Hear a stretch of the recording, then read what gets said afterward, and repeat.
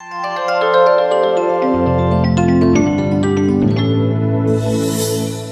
నమస్తే, welcome to my media. నేను మీ కేవీఆర్.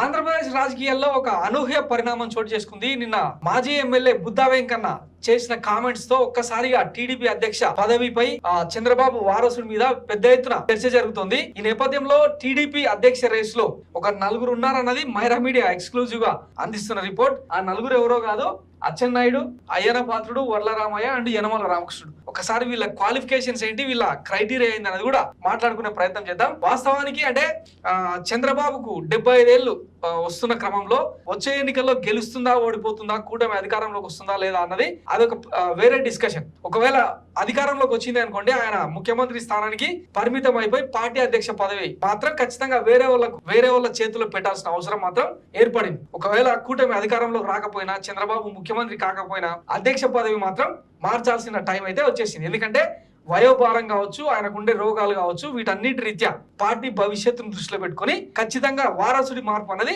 జరుగుతున్న చర్చ.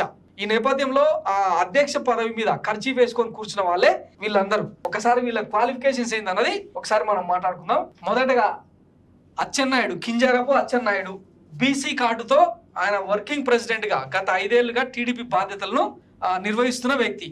చంద్రబాబు అంటే ఒక టీడీపీ అనే భూగోళం పార్టీకి అదొక అంతర్జాతీయ పార్టీ అనమాట. జో బైడెన్ లాంటి, హిల్లరీ క్లింటన్ లాంటి వాళ్ళందరూ కూడా ఉంటారు.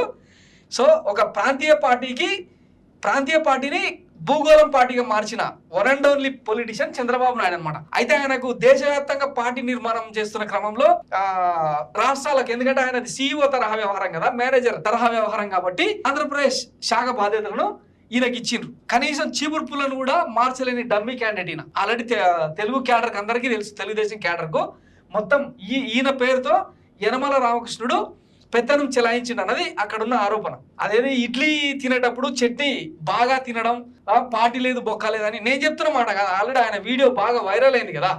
సో అట్లాంటి వ్యక్తి అనమాట. ఒకవేళ చంద్రబాబు కనుక పార్టీ పగ్గాలు అప్పగించాల్సి వస్తే ఫస్ట్ చూజ్ చేసుకునేది ఈయననే కావచ్చు. ఎందుకంటే డమ్మీ, ఆయనకంటూ సొంత తెలివితేటలు ఉండవు. పార్టీలో ఏది చెప్తే అది చంద్రబాబు వాయిస్, చంద్రబాబు గొంతుకగా, చంద్రబాబు నాలుకగా మాట్లాడే వ్యక్తి అచ్చెన్నాయుడు అన్న ఒక చర్చ నేపథ్యంలో ఫస్ట్ రేస్ లో ఈయన ఉంటాడనమాట.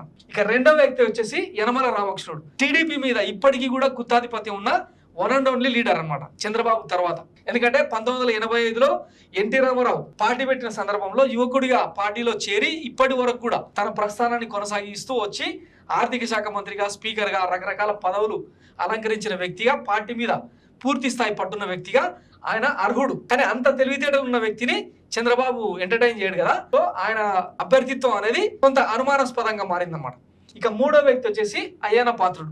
నోరు తెరిస్తే బూతులు, ఆడవాళ్ళు, మహిళలని కూడా చూడకుండా తన ఇష్టానికి మాట్లాడే వ్యక్తి. కాకపోతే ఆయన తన కంచుకోటలో వరుసగా గెలుస్తూ వస్తున్న నేపథ్యంలో సీనియర్ అన్న ఒక కోణంలో ఆయన పేరైతే బలంగా వినిపిస్తుంది. ఆయనకుండే అర్హతలు కూడా, అంటే తెలుగుదేశానికి ఇట్లాంటి నాయకులు అవసరం కాబట్టి ఆయనకుండే అర్హతలు, బూతులు మాట్లాడడం, పార్టీలో పెత్తనం చెలాయించే లక్షణాలు ఏవైతే ఉన్నాయో అవి ఈయనకు ప్లస్ అయ్యావన్నమాట. ఫైనల్ గా వర్ల రామయ్య దళిత వ్యక్తిగా, పార్టీకి లాయల్ గా, ముఖ్యంగా చంద్రబాబుకు వీర భక్తుడిగా, వీరాభిమానిగా వర్ల రామయ్యకు ఉండే ట్రాక్ రికార్డు గురించి మీకు అందరికీ తెలిసిందే. ఒకవేళ తెలుగుదేశం అనే భూగోళం పార్టీ జాతీయ అధ్యక్షుడిగా ఈయన ఒకవేళ ప్రధానమంత్రి అయితే ఏదో ఒక రాష్ట్రానికి, భారతదేశంలో 29 రాష్ట్రాలు, 6-7 కేంద్ర పాలిత ప్రాంతాల్లో ఏదో ఒక రాష్ట్రానికి గవర్నర్ అయితే అని బలంగా నమ్మిన ఆంధ్ర శాఖ వ్యక్తి వర్లరామయ్య ఒకడైతే, తెలంగాణలో అట్లా నమ్మిన మరో వ్యక్తి మోత్కుపల్లి నరసింహులు. ఈరోజు ఆయన పిచ్చర్ లెక్క ముద్రేసుకుని ఉన్నాడు. ఈయన రెండో వ్యక్తి అనమాట. తెలుగుదేశం అనే పార్టీ జాతీయ రాజకీయాలు చక్రం తిప్పడం మానేసిన తర్వాత ఈయన గవర్నర్ పదవి అనేది సంక్షోభంలో పడిపోయింది అనమాట.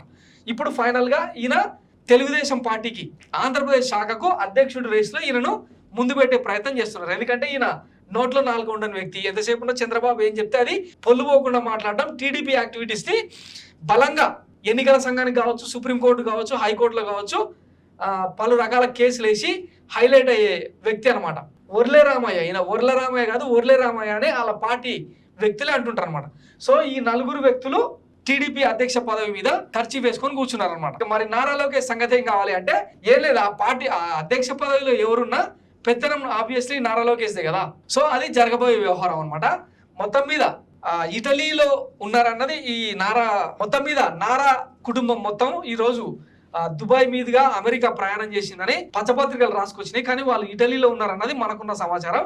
ఆ ఇటలీ నుంచి ఇచ్చిన సంకేతాల కారణంగానే, నారా లోకేష్ ఇచ్చిన బ్రీఫింగ్ కారణంగానే బుద్ధా వెంకన్న అనే వ్యక్తి పార్టీ అధ్యక్ష మార్పు గురించి తన వ్యాఖ్యల్ని చెప్పారు. ఈ నేపథ్యంలో మరి నెక్స్ట్ టీడీపీ అధ్యక్షులు ఎవరవుతారన్న చర్చ నేపథ్యంలో రేస్లో ఉన్న ఈ నలుగురు గురించి మీ ముందుంచాను.